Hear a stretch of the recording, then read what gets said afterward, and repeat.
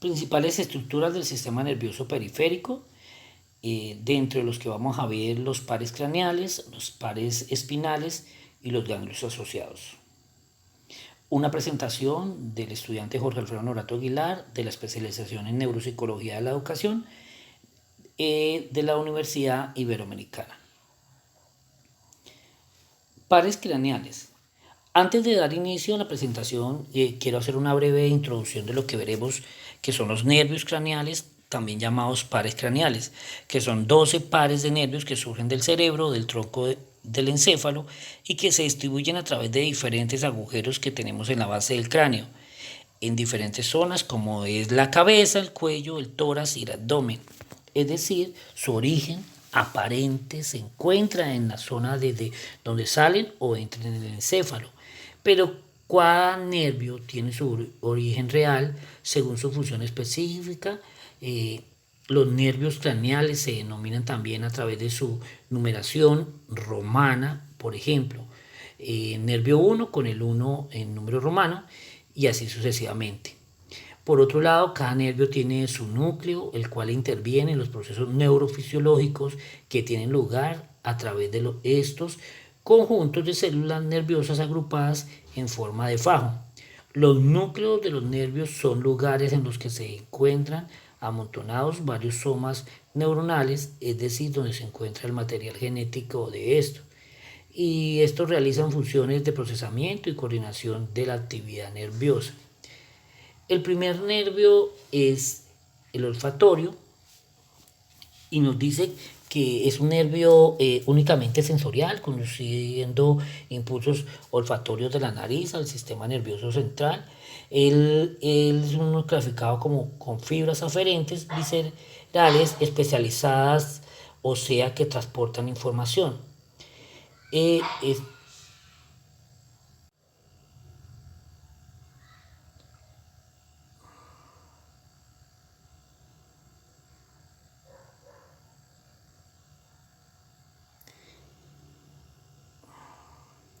y es este.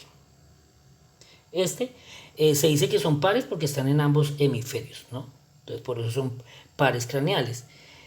Luego sigue que el óptico, que es este, y está aquí también, y este se encarga de recoger toda la información especializada de la vista, es la encargada de recorrer desde la retina hasta atravesar el cráneo y de curarse en el quiasma óptico, es decir, que inerva todo el globo ocular, la coroides y la esclerótica.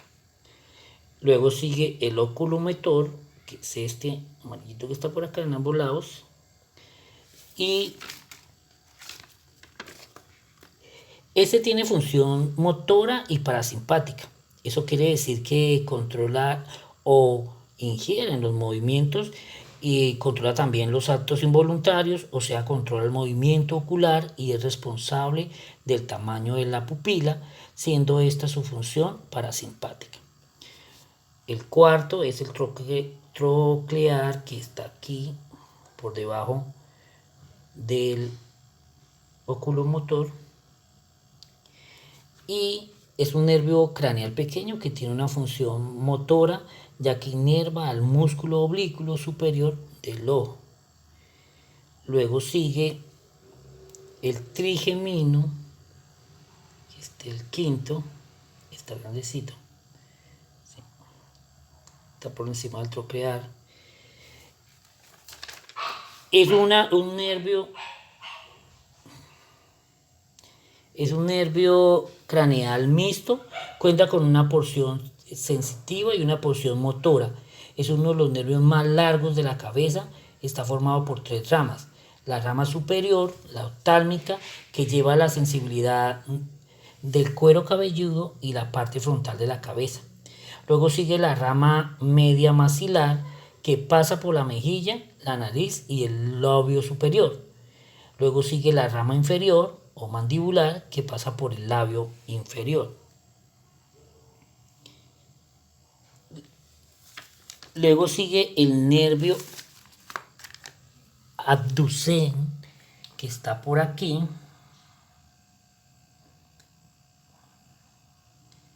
está aquí abajito.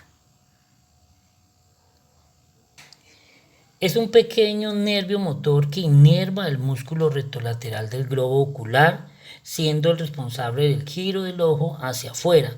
Eso quiere decir que controla los movimientos oculares, los reflejos fotomotores y la acomodación.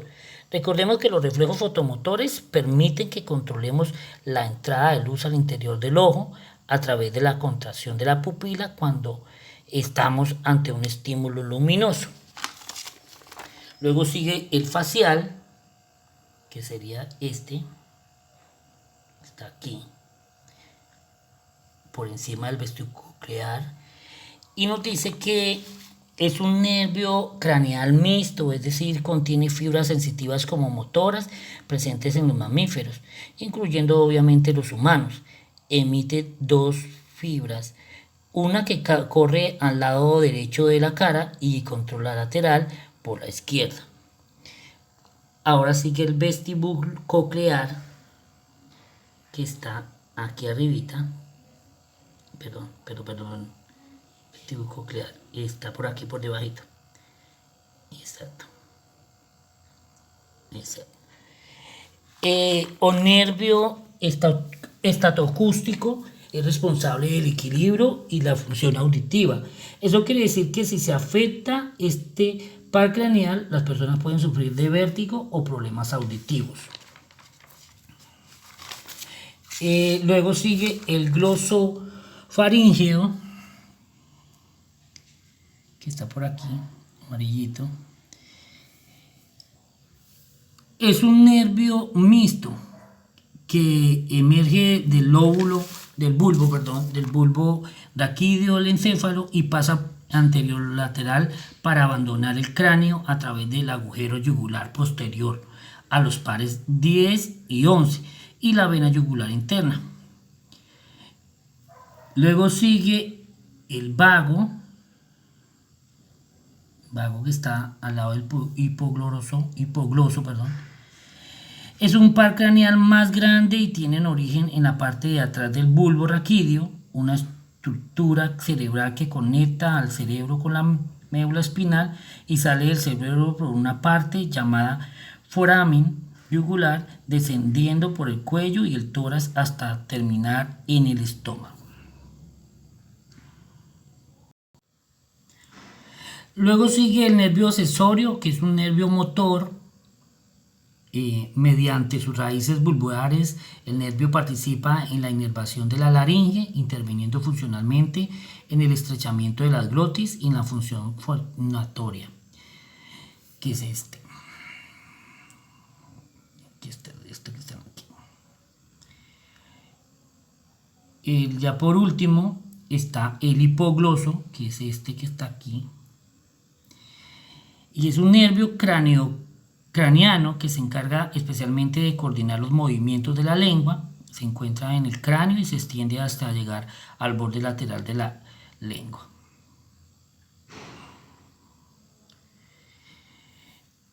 Pares espinales.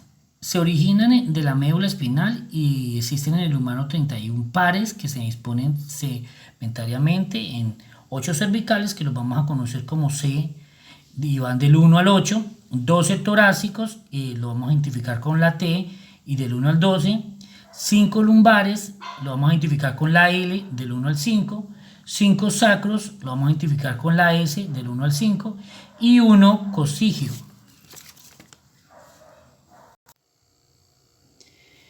Los nervios cervicales están aquí identificados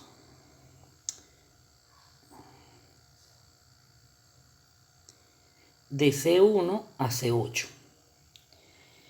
Son los nervios de las primeras 8 vértebras cervicales que nacen de la médula espinal y emergen de la columna vertebral cervical por los agujeros de conjunción.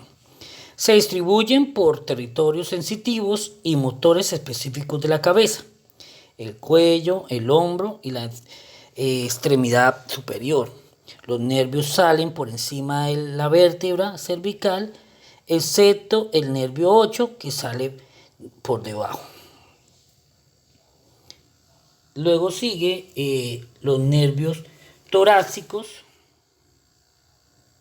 que son estos, y los vamos a ver desde la T1 a T12, son 12.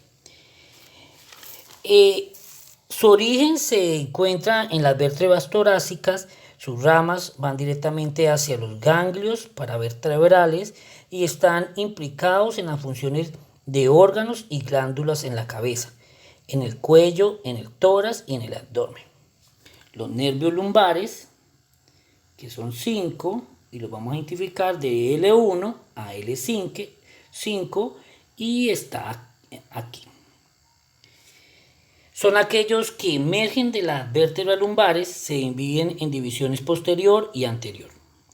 Los 3 nervios lumbares superiores envían nervios cutáneos que llegan hasta el lasticismo y desciende por parte posterior de la cresta ilíaca hasta llegar a las nalgas. Luego están los nervios sacrales, que son estos, y van de S1 a S5. Salen por el sacro en la parte inferior de la columna vertebral. Sus raíces comienzan dentro de la columna y se dividen en diferentes ramas y se juntan con las otras. Las ramas de estos plexos son las que trabajan en áreas como las caderas, las pantorrillas, las piernas y los pies. Los nervios sacrales son tanto aferentes como eferentes. Por lo tanto, son responsables de la mayor parte de la percepción sensorial y las extremidades inferiores del cuerpo humano. Por último está este jovencito, que es el cocígeo. Ese cocígeo surge del cono medular y su raíz anterior ayuda a formar el plexo cocígeo. A diferencia de los anteriores, no se divide en una rama medial y otra lateral. Sus ramificaciones llegan principalmente a la piel sobre la parte trasera del coxis.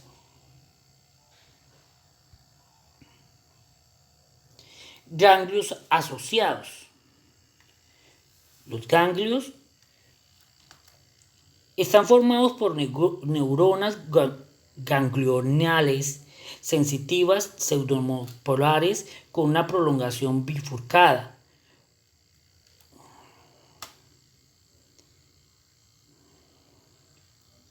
Que están aquí.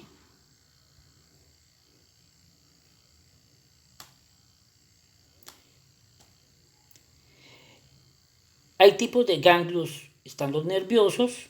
Los ganglios nerviosos se encuentran ubicados fuera del sistema nervioso central, es decir, en el sistema nervioso autónomo, según la parte específica del sistema nervioso a la que pertenece, así como de acuerdo con el camino específico que siguen para transmitir los impulsos nerviosos. Estos ganglios pueden dividirse en sensoriales y autónomos. Los ganglios sensoriales o espinal. El ganglio sensorial o nervioso sensorial actúa recibiendo señales desde la periferia y enviándolos al cerebro, es decir, tiene una función aferente. Se conoce también como ganglio somático, ganglio sensitivo o ganglio raquídeo, ya que se ubica en la parte posterior de otras estructuras que se llaman nervios raquídeos. Estos últimos son los nervios que se dan forma a las raíces dorsales y vertebrales de la médula espinal. Por lo mismo, el ganglio nervioso sensorial se conoce también como ganglio espinal. Se prolonga por dichas raíces y con ramas atravesando distintas partes del cuerpo. Se encarga de activar impulsos eléctricos desde la piel y los músculos de la espalda. De hecho, otro nombre que comúnmente recibe este ganglio, estos ganglios, es la de ganglios de las raíces dorsales.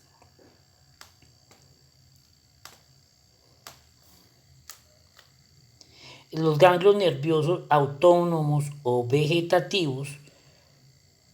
El ganglio nervioso autónomo actúa en el sentido contrario al ganglio nervioso sensorial, es decir, de manera aferente. Recibe señales del sistema nervioso central y las envía a la periferia.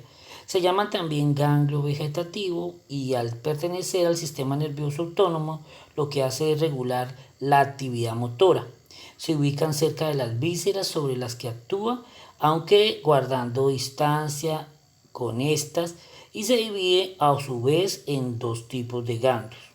Los ganglios parasimpáticos se tratan de los ganglios que forman parte del sistema nervioso parasimpático, están ubicados en la pared de las vísceras que inervan, es decir, en la zona específica del organismo en la que actúa el nervio, por la cercanía que guardan con los órganos sobre los que actúa.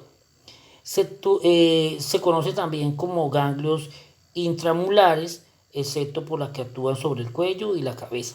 Se componen por tres distintas raíces motoras, raíz simpática o raíz sensorial. A su vez, dichas fibras nerviosas conforman distintos nervios craneales, entre las que se encuentra el locomotor, el facial, el glosofaríngeo, el vago y el esplácnico pélvico. Están los ganglios simpáticos, como su nombre lo indica, forman parte del sistema nervioso simpático. Se encuentran a ambos lados de la médula espinal, formando largas cadenas nerviosas. Se trata de los ganglios que se encuentran alrededor del tronco celíaco, tronco arterial que se origina en la aorta, especialmente en la parte del abdomen de esta arteria. Estos últimos son los ganglios simpáticos prevertebrales y pueden inervar los órganos que conforman la región abdominal y pélvica, o bien, por otro lado, están los ganglios paravertebrales que forman la cadera pervertebral y se dirigen desde el cuello a la cavidad torácica, actuando especialmente en las vísceras. Esta es una presentación de Jorge Alfredo Norato Aguilar. Agradezco muchísimo su atención. Mi Dios le bendiga.